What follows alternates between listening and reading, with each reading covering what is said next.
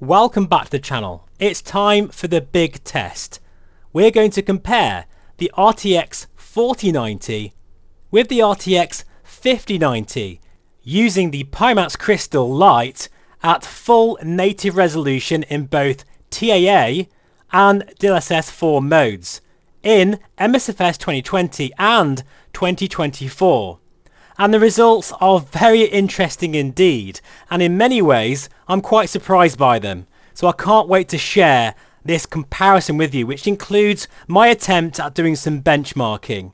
Now the PC that's going to be used for this test is a powered by MSI VR Flight Sim Xtreme AMD system. That's right folks, Stormforce have collaborated with the channel and you can get £300 off this beautiful PC now. So make sure to use my voucher code, which is on the screen now. That's not affiliated, by the way. And to sweeten the deal even more, Stormforce are going to throw in £100 worth of extras, including a very nice MSI Sonic keyboard and USB neon light. So you're basically saving £400 here. Anyway, on to the specs of the PC. This is an AMD Ryzen 7 9800X3D CPU because I've now changed to AMD for the first time in absolutely years. We're using 64GB of Corsair Vengeance RGB DDR5 memory running at 6000 MHz, using of course the MSI RTX 5090 as well. As you can see, it's an absolutely gorgeous PC, especially with that Vortex King 95 Pro case. Now it goes without saying that I'm going to use the same PC, same conditions, same VR settings, everything exactly the same as much as I possibly can. Even the room temperature I've kept exactly the same as much as possible in an effort just to try and get some really accurate results. But please bear in mind, I'm certainly no benchmarker and this is the best I can do and I hope it's useful to you. For example, I did mess up one thing. I didn't change the RAM speed in the BIOS. This was because I couldn't access the BIOS when I first got the computer. It was an issue with the NVIDIA driver. It's now been resolved, and if you're interested, I do have a comparison test at the end with the different RAM configuration. And it's actually interesting in itself. Right, let's get straight in with MSFS 2020 using TAA mode, full resolution of the Pimax Crystal Lite at London City, proper stress test scenario in the Honda Jet, which is actually a very complex little business jet with custom systems, a full glass cockpit, the whole works. So let's just go through some of the menu items here. We are running in DirectX 12 in all test scenarios. Now I will say that in DirectX 11 I do get better results, but I just wanted to keep things all equal on both sides. The CPU and GPU info, well that's self-explanatory, as is the RAM. Now the 1% low, that's really important because basically higher is better and it shows basically an average of the worst 1% of the FPS recorded.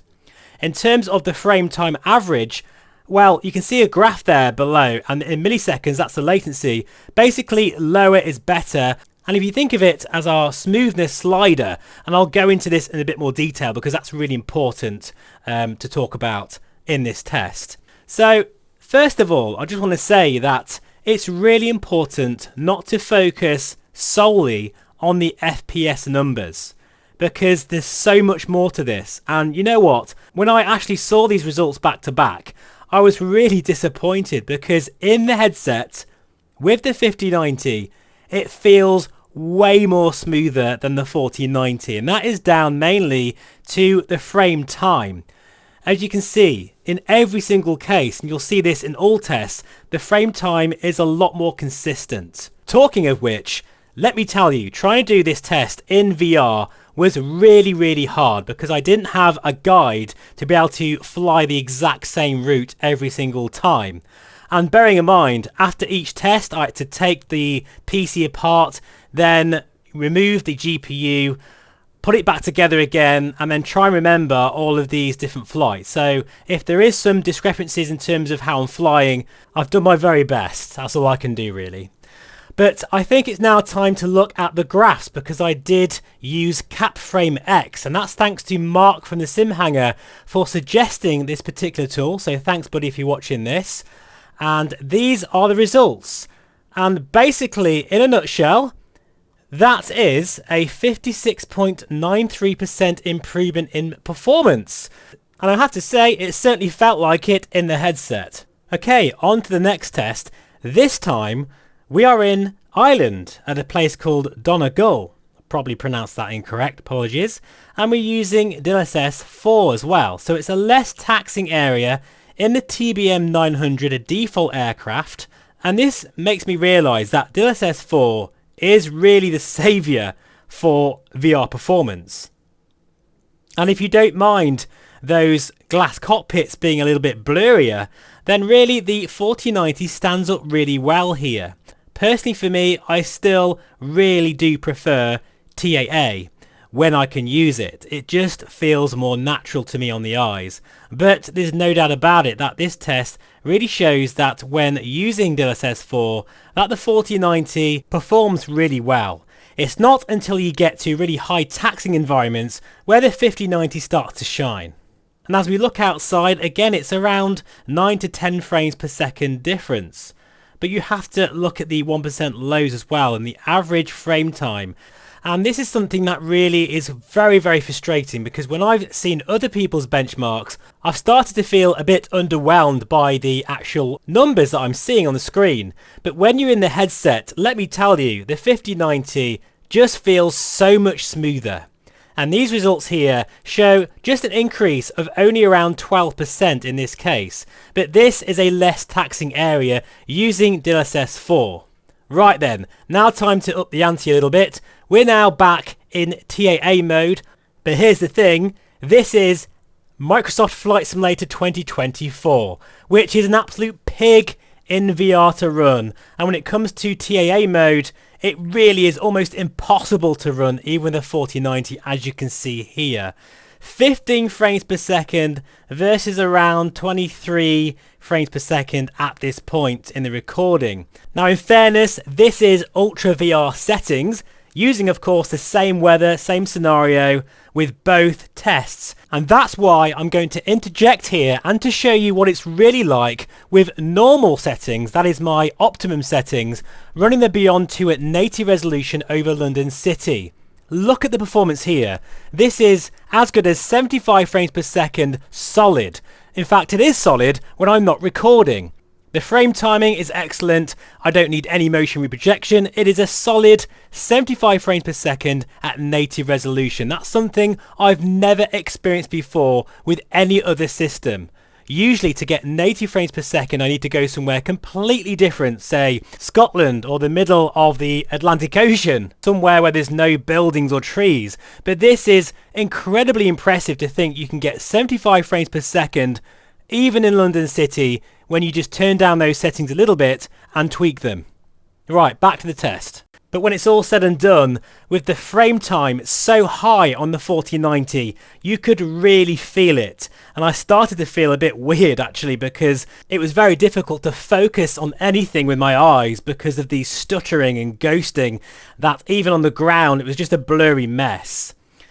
Amazingly, in the 5090, at this crazy level of settings as well as, TAA mode and resolution, I could just about handle it. I wouldn't ever do this though, guys. I'm not recommending this as a sort of best VR settings or anything. Far from it. But it does show you that when things get really difficult, the 5090 just has that extra bit of grunt to get you through that really difficult area, especially when you're running a very high resolution headset. So when we look at the results here, the graph shows overall a 38.25% performance increase. Now before I go any further, another shout out to another Mark, funny enough. This guy has a new channel, please check him out. He did help me work out the percentage of these graphs because my maths is just awful. So thank you again, Mark, for all your help. It really means a lot. Please do check his channel out in the notes below. So we're back in DLSS 4 now, but we're in Chicago with lots and lots of AI traffic, loads of photogrammetry. It's a very overcast real world weather day. Basically, I'm throwing everything at the system once again. Although I'm not running ultra settings this time, I'm running high-end mode for both tests. And you can see here, there's about roughly 10 frames per second in it.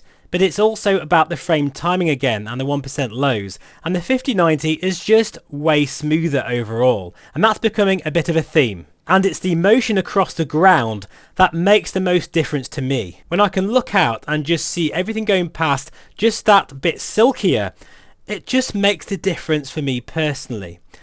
And really, in conclusion, because I can probably just go ahead and just talk about this now, is the fact that I think most people should probably just stick with their 4090 unless you really want that extra bit of grunt. For me, it makes the difference. And now that I've seen it, literally with my own eyes, and experienced the smoothness of that better frame time and just the extra bandwidth with the memory, the better chipset, it does make a difference. And as you can see here in this case, the difference is 40.5%. That's actually quite a lot. So for this next test, I've now changed the memory to 6000 megahertz, which means the RAM can handle 6 billion data transfers per second. And I think this does illustrate that it does make a bit of a difference here, perhaps even up to 2 or 3 frames per second at times.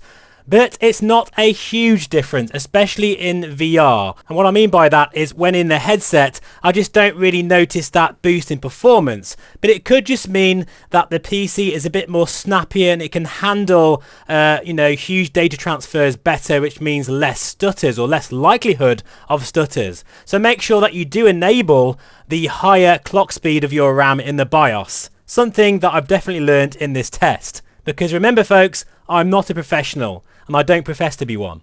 Thank you for watching, and I hope this benchmark test has been useful to you.